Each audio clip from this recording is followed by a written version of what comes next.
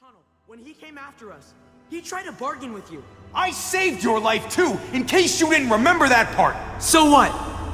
You shot him. You killed him. Gabe is, without a doubt, one of the most, if not the most, hated Walking Dead character of all time. And there's plenty of reasons why. He lives over Mariana, he whines a lot. I'm in a bad mood, okay? Just wish we weren't always on the road. I like being with other people. We're in that car for so damn long. The AC hasn't worked in ages, and then it ate my last damn— Shut up! Accomplishes diddly squat, is petty to a degree that makes Not Like Us look like a nursery rhyme, and somehow, with all these redeeming qualities, gets propped up as a possible love interest for Clementine. Needless to say, there weren't many players that wanted to see Gabe anything outside of dead, and the worst part is that it never had to be that way in the first place. I am aware that there are characters in media, outside of the main villain, that were designed to be hated. While I do think it can be lazy, because it's not difficult to make your audience hate someone, it can work if there's a good reason outside of you're supposed to hate this guy because we want you to. Think Ben from the first season. Ben is also one of the most hated characters, but the decisions he makes are consistent with his personality and upbringing. Both him and Gabe are teenagers, but the difference here is that Gabe grew up in the apocalypse. Ben was dragged into it. He's not familiar with getting chased down by spaghetti monsters, ducking bullets from paranoid travelers, and airborne zombie viruses. He makes stupid decisions, but he didn't know any better. He was desperate, scared, and hungry. You hated him, but his death still brought out sadness because you understood where he was coming from. Gabe, however, spent years having to face the cold hard truth. Of course, we don't know the degree to which the truth was delivered, i.e. if he got taught any rules about the walkers themselves, or steps to take in case they come across any possible factions or groups, but we do know, especially with how Kate treated telling him about the fate of his friend, and the idea to hide in a car and wait for help, that he knows enough to act accordingly. Yet the way he acts in the game is in a way that is miles worse than being a coward, being woefully ignorant. Clem, you come with me to get the truck. Gabe and Kate, you guys hang back here. Be ready for anything. I see what's going on. You're punishing me because I told everyone what you did, right? Screw that. I'm going to get the truck. You proved your fucking point already, Gabe. Now it's time to grow up and help us. Hey, Gabe. Come on. I need you to watch my back on this one. Yeah. Okay, I guess somebody needs to be a lookout. Gabe's most prevalent flaw is that he jumps headfirst in situations and conclusions, and the second that somebody or something pushes back, he becomes unreasonable. There is one occasion where this makes sense. After Kate got shot and was brought back to Prescott for surgery, Gabe wanted to stay and help, but due to never seeing a human being bleed as much as Kate did, he distanced himself from the situation and beat himself up for it after the fact. During his rant, we find out that his main motivator is to be like his dad, the man of the group in case Javi isn't around. I can't be some helpless little boy anymore. I need to be a man, just like my dad was. Next time, I'm not gonna sit back and watch. I'm gonna do something. I have to. This was a good moment, and it seemed like that this was his time to start turning things around for himself, to start listening more, to look before he leapt, to eat the damage, step up to the plate, and be the rock this family can lean on. So what does he do when he gets the first chance to make himself known as a developing character? We just lost someone too, so say what you have to say. What? That's supposed to make me feel better? Calm down, Conrad. Please. All I know is, if it wasn't for him... Back the fuck off, now! Okay. In his defense, he felt that Javi was being threatened by Conrad's loud voice and pointy finger, but... Gabe, you know guns are a last resort. Yikes. Yeah, if he was taught that, then this action makes no sense. But it's not too late. He still has a chance to clarify the misunderstanding and back Javi up, possibly bringing the impact of Mariana's death to the table in an attempt to relate to Conrad, which could be potent considering that Gabe is just a kid. Fuck me. Gabe! Let him go. So when he has a clear chance to become a man and give meaningful input to help Conrad come around, after threatening the perceived threatener, he ran like a little kid. The thing he beat himself up for and promised that he wouldn't do again 10 minutes ago. Now this is where I would try to push further up this 90-degree incline by saying that it's his first mistake. Give him a break. He still has a chance to grow. Yeah, then he did what he called a pro gamer move and became the exact same person he scolded himself for being for the rest of the season. From then on, he didn't do much to change the outcome of the story, aside from the Conrad choice, but if he didn't kill Conrad, it only further proved how useless he was. So with all these problems, you'd think fixing Gabe would call for a complete deconstruction of his character, but surprisingly enough, it's quite simple. Make him a mini David, but at a fork in the road. The lessons you teach, the choices you make, and your thoughts on his father will determine which way he goes. Kinda like AJ in the final season. He wants to become a man, so it's up to you to help him define what a man is. Is it shooting first and asking questions later? Is it a constant search for diplomacy even when a gun could pop off at any moment? Should he be like anyone he looks up to? Or walk through this world to the beat of his own drum? And to add a set of consequences, he could completely separate himself from the group, following only his dad's orders if you're not consistent or successful with your choices. Whether you think these changes are kosher or not, the point is that Gabe was overflowing with potential. The potential to be more than a reaction farm, to become a character worth remembering, to become a man worthy enough to be Clementine. Just kidding, there's not a single person in Telltale's canon that's worthy enough for Clementine. But at the end of the day, utilizing that potential for quality payoffs takes effort. And effort just wasn't on the menu for these writers, it seems. You wonder why he was in the story at all, or why Mariana died instead of him. To have a bit of fun by means of donning my tinfoil hat, my theory is that due to how short this season is, Gabe was made to upsell Mariana's likability to strengthen the cheap shock and awe from her sudden death, boosting the emotional and manipulative value for the vengeance side plot to help blind the audience by distracting them from this story's bigger issues, like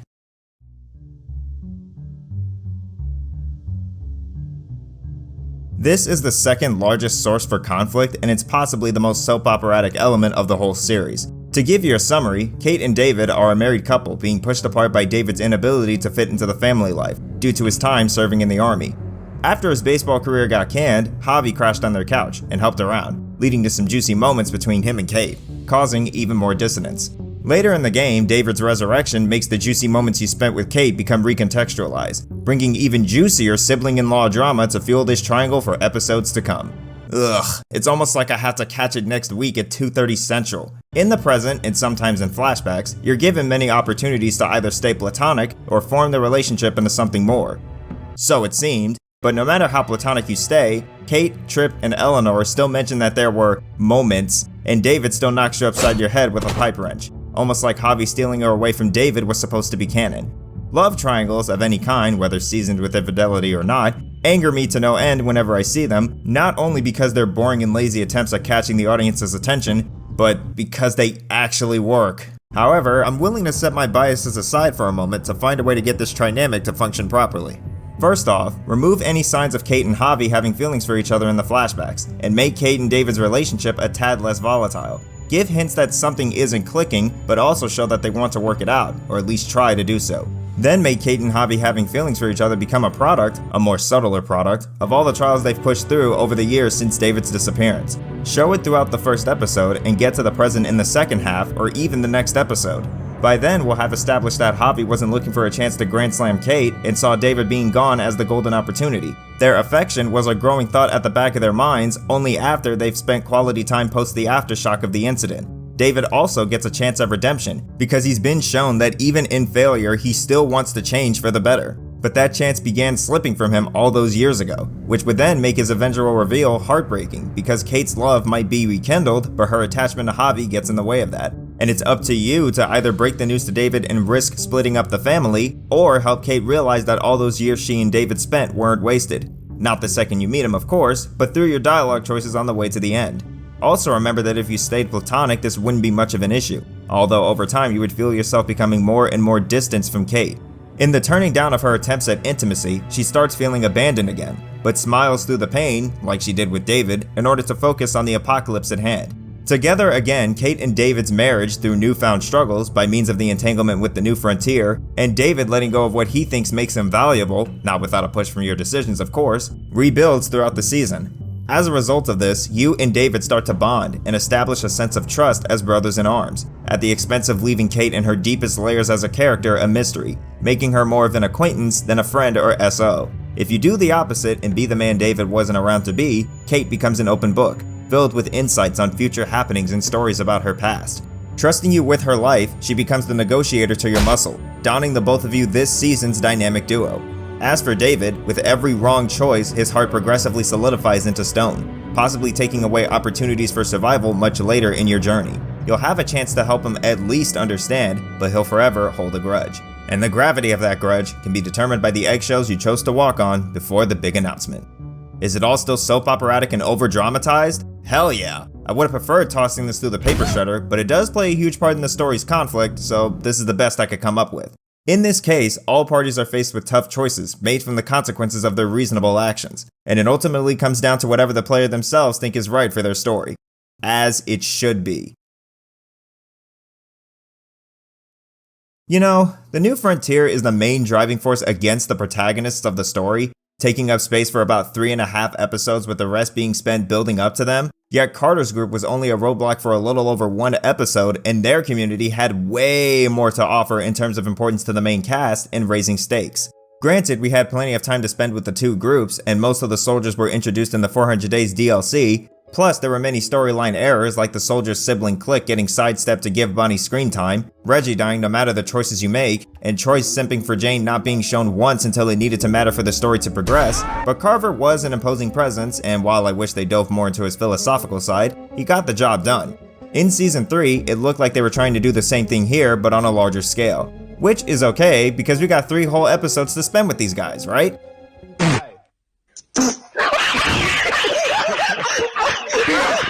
With no room to establish prominence or dominance, the New Frontier is an out-of-nowhere, bloodthirsty faction littered with a bunch of husks that kind of have traits and motivations, but not enough to consider them worth fearing or caring about.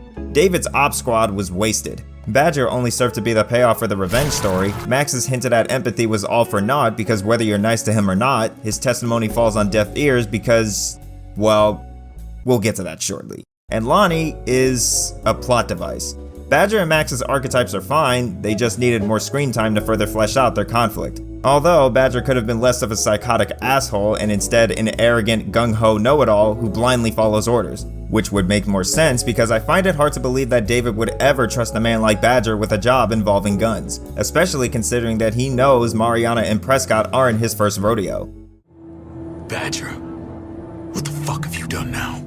Then you can delay Mariana's death and make it less personal and more of a result of being at the wrong place at the wrong time by having the Prescott incident be a run-of-the-mill raid instead of the squad using the Marauders map to find Javi and the gang, as there's no concrete way they could have known they went there for sure. And instead of him being beyond the point of a doctor's scalpel, you could be given the choice to avenge Mariana or bring him and Max back as hostages. Upon finding out that he was being used by Joan, he could show remorse for looting the communities, even more so with Prescott, questioning authority. And if you're gonna keep Lonnie, let him freeze up on picking a side, leaving him open to attack from Joan, who's commanding that he bring the team orders under the veil that they're David's. Badger and Max stand with David and Javi, pushing back against the real traitor. But since these orders were under David, Joan uses that against him, proposing that he and his squad, along with his brother, are pulling a coup to take the frontier for themselves. The conflicting stories cause confusion, so instead of being arrested, you're given the chance to make a case for yourself. Now, if you kill one or both of the hostages, you simply wouldn't have enough testimony to create a convincing argument. So Joan's lie about David staging a coup sticks, as Badger or Max being out of the picture shows signs that the squad is out of control, having you arrested and left to be hanged at dawn, leading to Javi's less convenient escape and the planning for David's rescue mission. I stepped ahead a bit here, but what this accomplished is that it shines David and his team in a new light. David said that they follow a code, a set of values that keep them in line. These changes help bring those values into the foreground, giving David extra points for both competence and his love for being a soldier, upping the potency on the dilemma between what makes him happy and what's good for the future of his family. It also gives his squad the sense of loyalty and proficiency they so desperately needed to help sell the idea that they're a legitimate unit, nixing the contradictive idea that they bicker over whose gun's the biggest, yet somehow they can get together and take down entire communities without fail or pushback. Joan now has a good reason for your arrest as opposed to having her yap like an egomaniac, not face a lick of scrutiny, and lock you both up anyway to keep the plot blazing along. That's a serious charge. You come in swinging, you better have proof. We lost Mariana to those raids. How many others lost their kids too? It breaks my heart about your child. It's something I'm going to have to live with. Don't you fucking touch me. That's an order! They don't take orders from you anymore, David. You put yourself before the group. That's a serious charge. You come in swinging, you better have proof. So that was a fucking lie. And finally, David and Javi's predicament is now within your control, heavily dependent on your moral judgment and forward thinking, leaving it up to what the player wants for their story, as it should be. The leaders keeping the New Frontier under control are a part of a 4-member council, each taking part in core sections of the community's infrastructure. We already talked about David's place, he's the military defense. 2 more members, Clint and Joan, are introduced next and in a clever way. They first bring you 2 different dishes. Clint's creamed spinach, and Joan's black forest gâteau. Right off the bat, you find out that Clint is no nonsense, and all about making sure the decisions made for the community create a lasting impact, which shows in his creamed spinach and his quick comment about how there's no contest due to its nutritional value alone. Easy to see why he handles food production. Joan's got a silver tongue and a silky voice. She takes up most of the conversation and works to swing Javi over to her side by being appealing to the ears, the eyes, and hopefully his stomach if she succeeds to cover up for the fact that the cake probably wouldn't do him any good if he were dying of starvation. Which is why she's the one who handles contact with the outside world and sister settlements. With an innocent dilemma in a couple of sentences, we can already grasp what these two characters stand for and what they're willing to do to get what they want. Combo that with their conversation with David a little later, and you're already left wanting more from these characters. A rare moment when the writers of this clustercluck actually did something right. Don't worry, I'll give you time to relish in this moment, because it's the only one we're ever gonna get. Then we have Lingard. Yeah, Lingard. Plot device. Fixing up Kate, being a druggie, and knowing where AJ is fine, I guess. He just didn't need to be part of the council. The three are shown to be another sibling clique. They make fun of each other while reminiscing on the lessons they learned during their years of survival building their community. Lingard isn't present for that conversation or even the crucial decision they make later, and when he is present for the arrest at the end of the episode, he does nothing, says nothing, or says something that means nothing while doing nothing. Paul, come on! I'm sorry. My hands are tied. It goes without saying that Lingard should have been a side character, and the trio should have had more screen time together, instead of being so aggressive towards Javi trying to push the story ahead. If playing along with David had impact, we could have slowed the pacing down, gotten shown the ropes, seen the inner workings of the new frontier, looked at it from a view not raining with blood and bullets. You'd still stay reserved because they cause for your family to get mixed up in things much bigger than you, but there's also the looming sense that if you play your cards right, if you contribute enough, you'd have a home. Maybe a purpose with Tripp on David's squad. Kate and Gabe would be healthy and they wouldn't go hungry again. Eleanor can help people with proper tools. You'd make up for lost time with your brother. All you would have to do is stomach all the trauma, the hurt, and the suffering these people cause you via punches, rifle butts, kidnappings, overruns, and dead nieces. Seems like an easy task. No matter the way you sliced it, Season 2's ending, especially if you picked the Kenny Wellington ending, was a perfect send-off for Clem and AJ. In terms of this season, we maybe could have had a cameo, or an ex machina at the end, but there's nothing more we needed to know about her or Kenny's stories. They've suffered enough. Let's move on and take the time we have now to work on making Javi and the gang the next in line. The season after could be a chance to see yourself at the helm of an entire community. I can't even begin to tell you the things they could have done with you, the player, finally at the top of the food chain with so much power in your hands for the first time. But what's this? Ah yes, in order to mask the bitter flavor of terrible writing, you use the sweetness of a clementine. So naturally, we have questions that need to be answered. Questions about beloved characters, who've been on the verge of being cut from canon more times than they can count. I'm sure these writers have perfectly valid explanations for burning questions like, if we left with Kenny, where is he now? He's probably back at a shack or some type of shelter somewhere taking care of AJ, while Clem is busy foraging for supplies. I hope she mentions them at some point, might even get a cameo. Crap! I got it! Turn the wheel! Don't! Shit. Help me up. I don't feel anything. I can't feel my legs. Not today, you son of a bitch! Go! Don't look back! AJ, come on! Okay, so like I said before, Wellington is definitely the best choice. Kenny gets to go off unscathed, and Wellington got raided. Okay. Kenny's side is beyond repair, but Jane's side can't be any worse, can it? Oh my god! Why?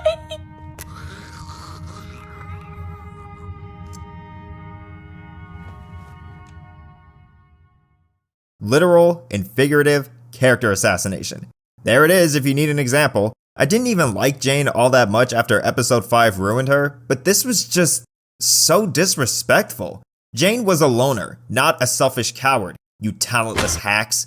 Anyway, to turn this back around to Clem and to also pinpoint another problem with her being here, her existence in this story feels more forced than anything else. Not only is she AWOL for most of the game, And no, her extra screen time after sparing Conrad isn't significant enough to dispute that claim. Whatever question got levied her appearance's way got explained away with a flashback. Which brings me to another problem with this season as a whole. There are 9 flashbacks in total shared between Javi and Clem, 5 for Javi and 4 for Clem, with at least 1 flashback an episode. And most, not all, because Javi's flashback at the beginning of episode 1 wasn't really a flashback, and I guess it kicked off the game as best it could, but most of these flashbacks are created to either help iron out wrinkles in the writing or give a nod to what's to come later, so that the events during the episode don't feel like they jumped out of nowhere. Javi's flashbacks are made to get you up to speed on his background and how it relates to what's happening in the present. Let me give you an example. Episode 2's flashback kept you up to date on Kate and David's shaky relationship, and Javi looking to slide towards home base and treat her right. This is to set you up for David's reveal at the end, raising more drama as you're now stuck between being an honorable brother or a better half. Thus, our Infidelity Triangle and illusion of difficult choice making are created. If you're not easily seduced by emotional manipulation and Kate's sweet demeanor, you'll come to the conclusion that you barely have much of a reason to care about either party despite the story screaming bloody murder that these characters are important. In 2 whole episodes, all we know is that David's got a temper and that Kate wants to leave him for baseball practice. They talk about why very briefly, but besides that, those are their personalities for the entirety of this season. Clementine's flashbacks commit the same crime but in a different way. Her flashbacks were created to retcon and answer timeline questions. That's it. The Kenny and Jane flashbacks retcon their place in this universe, and the New Frontier flashbacks explain the moving parts to the train chugging towards Clem's goal. I'll give you her flashback with Ava, cause Ava's a pretty cool character, even though I find it a bit weird that David's right-hand man just happened to get separated searching for supplies right as Clementine happened to also happen upon this mobile home, and without a firm assessment of Clem's intentions, was ready to enroll her into her community full of supplies anyone would commit the most heinous of crimes to get. You know, now that I think about it, add the kicked out flashback that threw in a reason for Clem to be suspicious of David and told us about her main goal 3 episodes in, and her final flashback with Ava that rushed all the heavy lifting needed for developing Ava's present character and also explained how Clementine made it this far, not to mention the weirdo segues into these flashbacks that were either hinted at by a throwaway line minutes earlier or just happen. I have no doubts that Clem was shoved in as a way to keep fans invested because, let's be real, they knew that this was going to be a disaster. Too bad the fans saw right through it. She easily could have had her place swapped with Gabe sneaking out of Richmond to make sure Javi's okay, given that you didn't make nice with the council. Perfect time for him to develop a hardened mindset and be taught lessons by Javi. Clem never needed to be here, and her flashbacks did nothing but be further proof. Her time in this season could have been geared towards helping these new characters grow, but that easy mode, low effort, nostalgia-ridden patch job was looking all too useful under the dollar signs in their eyes. What a shame. David easily could have been this season's most complex character. A soldier turned family guy who finds it easier to set formations, control a community, and lead op squads than folding laundry, washing dishes, and changing diapers. A troubled man who only wants to make his relationship work for the good of the family, but can't find it in himself to change. Javi's constant absence could play a bigger part to not make it seem like David's always overreacting. Don't only limit it to one occurrence, as the Domino flashback kinda conflicts with it. Your relationship with Kate and Gabe's idea of who his father is can also be deciders in David's rise or fall. It would have aided in making their father's plea have a bigger purpose, instead of once again being thrown out in a flashback to make it seem like the I love you choice wasn't out of place. The family theme would instill a larger presence, and your choices on the way to finding out what family means to you would have greater consequences, causing ripple effects stretching across the entire season. In a world stripped of its spoils, extra travelers and mental support are in high demand, but blood is thicker than water. How will you be able to juggle high-stress scenarios, the growing zombie population, an angry faction hot on your tail, the well-being of your group, and keeping your father's promise? I guess we'll never know. Unfortunately, nothing remotely resembling that ever made it to the game, despite that being part of what made the first season so special. David's seemingly layered foundation got boiled down into nothing but a nearsighted stiff with a short fuse. You'd think after working in the army, commanding an op squad, thinking his family was dead for years, finding out about Mariana, and seeing how much Javi has grown, he'd reserve judgment once. Just once. But nope, he doesn't change at all. Not a damn bit. Actually, scratch that. He does change. His impulses after episode 3 reach comedic levels of insane. To make it easier for us to hate him, he also has no empathy or regard for human life. Lingard has arguably the most crucial job in the frontier, yet he can get high as a kite, but Clementine wanting to heal her kid, even if she decided against stealing? Pack it up, traitor, you're heading to the gulag, which is laughable considering the fact that David himself said that Richmond follows a code. He stands for something honorable and dignified enough to not participate in the looting of other communities to stay afloat. But all that got thrown out the window in order for the writers to tell the story they wanted to tell. Regardless of if you were nice to him in the past and present, regardless of if you rejected Kate's feelings, David ends up living and pathetically dying as the exact same man he was at the beginning. Like father, like son, I suppose. Now I'm sure you all are screaming at me right now saying, but Dara, what if that was Telltale's intention? Oh, well, if that's the case, then I retract my previous statement.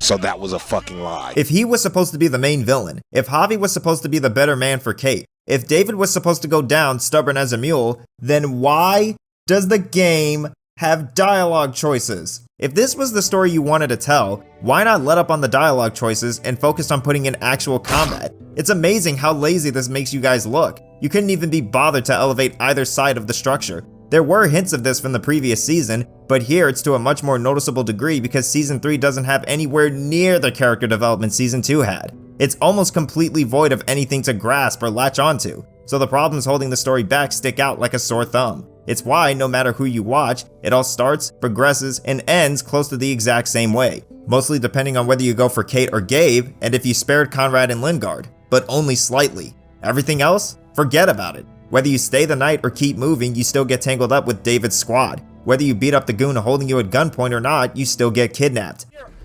Shoot him! What? Why would you trap me? You don't get on Tripp's good side and get the chance to stay, even if you cover for Clementine. Going with Eleanor at night doesn't help you get ahead of the squad because, whoops, you somehow get there at the exact same time of morning as when you would going with Tripp, when it was already morning. Going with your family doesn't get Kate's wound any more stabilized, and Badger still rams through Prescott despite the lack of dead soldiers.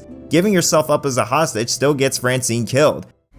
Francine! What do you mean, Francine? Open fire, you milk dud! Giving up Clem only changes the dialogue at the gate. Otherwise, holding Kate or putting her down still brings up the same ending. Keeping your word on letting David handle warming you up to the council still leads you to getting booted. Clementine putting the drugs back doesn't change her getting booted either. Taking Max as a hostage doesn't change the council's decision to stop simping for Joan. We already talked about your choices with David. Ava and Tripp are both destined to die. Taking the deal still causes chaos, which then begs the question, why, Dara? Why would Telltale waste so much energy doing any of this? That is an excellent question. To give the player the illusion of choice, to lighten the workload from making different paths, and to not disturb the line through which they're telling their story. I heard nothing about development issues, I didn't hear anything about crunch, delays, or rushed schedules. All I heard is that they cut a lot of content. Content that probably still wouldn't have worked, but definitely sounded better than what we got. People think it was because Telltale caught a classic case of executivitis, but nobody knows for sure. And that's not even the best part. If you look at the reason why they cut all that content, then you'd know that the new frontier we got now, somehow, some way, was the product that they considered, in their words, an authentic Walking Dead story. Whatever floats your boat, Telltale. Whatever floats your boat. The funniest thing about all the problems this season has, 90% of it is all because nothing was developed. Javi and Kate as separate entities were fine. Prescott and its purpose to propel the story were fine. As for the inhabitants, Conrad's fate shouldn't have been decided by a no-brainer choice because when you save him, he's quite the interesting character. He embarks on a journey of redemption, expressed a relatable sense of apathy for Richmond, but came back at the end anyway. Even letting him take the wheel on Badger's death felt more satisfying. His tactical mind and witty banter adds a lot to the group, and I was surprised that he had the opportunity to live on till the end, which is why after finding out about his arc, that made me further question the thought processing behind this writing. Tripp and Eleanor should have been big brother and little sister co-owning Prescott, instead of forcing Tripp to uncharacteristically act like a pussy because of his unrequited love for Eleanor. I gotta break Eleanor out of there. Once she's safe, I'm gonna tell her how I feel. Long story short, if they had just capitalized on the new things this season brought, A New Frontier could have been on track to be the best of the series. It was all right there in front of you, so what happened? Like I said, no one knows. But what we do know is that this season's heights hasn't been and never will be reached. No matter how much headcanon I put out in this video, its quality is never going to change. And that, my friends, is why even though it deserves it, I didn't dub A New Frontier The Walking Dead's worst. because there's nothing more hair-pulling, more blood-boiling, more head-banging than rewatching the series as a whole, getting to a new frontier, and then looking off in disappointment, ruminating about everything it could've, or dare I say it should, have been. Thank you all for watching, stay not bitten, and have a spectacular rest of your day.